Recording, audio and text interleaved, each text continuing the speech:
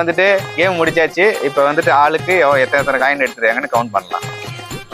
நீ என்ன ஒண்ணுது? 1 2 3 4 5 6 7. பவினேஷ் வந்து 7. இப்போ நான் எவ்வளோ எடுத்திருக்கேன்னு பார்க்கலாம். 1 2 3 4 5 6 7. ரெண்டு பேருமே 7. இந்த கேம்ல ரெண்டு பேருமே வின்னு.